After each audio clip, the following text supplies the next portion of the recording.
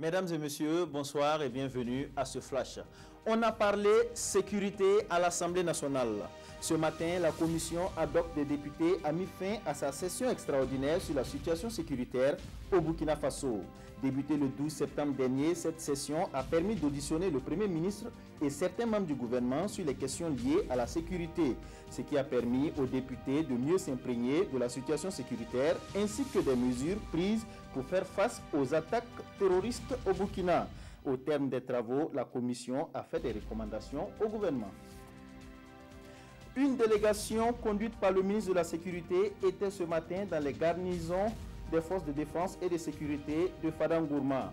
Pour Clément Savadogo, il s'agit là d'encourager et féliciter les forces de défense et de sécurité qui interviennent dans cette zone en proie au terrorisme.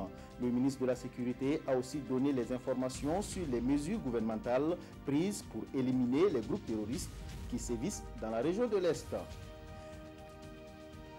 Une délégation ministérielle en visite chez Koupiengeli, roi du Goulmou, dans la région de l'Est, conduite toujours par le ministre de la Sécurité, Clément Savadogo. Cette délégation est venue transmettre un message du chef du gouvernement, Paul Kabatieba. Le Premier ministre, à travers son message, appelle les chefs coutumiers et religieux à s'impliquer davantage dans la lutte contre le terrorisme. Au même moment, à Wayugia, dans la région du Nord, le ministre de l'Eau et de l'Assainissement, Nyuga Ambroise Ouedraogo, était chez Nabakiba. Lui aussi est porteur d'un message de Paul Kabatieba, un message d'unité et d'engagement contre les forces du mal. 5 nouveous collèges d'enseignement général, fruits du partenariat entre le Japon et le Burkina Faso, construits à Wayen, dans le Ganzourgou et à Ouagadougou, dans certains quartiers périphériques. Ces CG devront accueillir les nouveaux élèves au cours de cette rentrée des classes. La construction de ces CG entre dans le cadre du projet de renforcement des infrastructures scolaires. Ce projet est financé par la JICA, l'agence japonaise de développement. Le ministre de l'Éducation nationale et de l'alphabétisation était sur les chantiers pour s'assurer du respect des délais et de la qualité des ouvrages.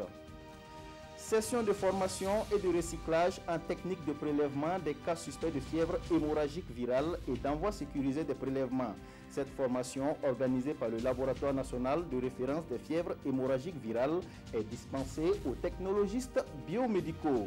Au cours de cette session de renforcement de capacité, un accent particulier a été mis sur la maladie à virus Ebola et la fièvre Lassa.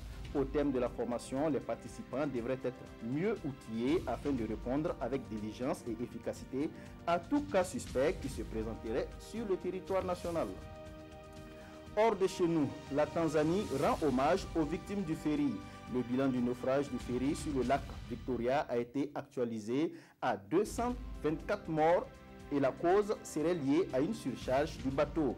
Plus de 200 personnes et des marchandises étaient à bord de ce ferry dont la capacité est limitée à 100 personnes. Une dizaine de victimes non identifiées ont été enterrées sur une plage de l'île d'Ukara. Les autorités tanzaniennes ont par ailleurs annoncé l'arrestation de toutes les personnes impliquées dans cet accident. Voilà, c'est tout pour ce flash. L'information revient à 19 h et à 20 h.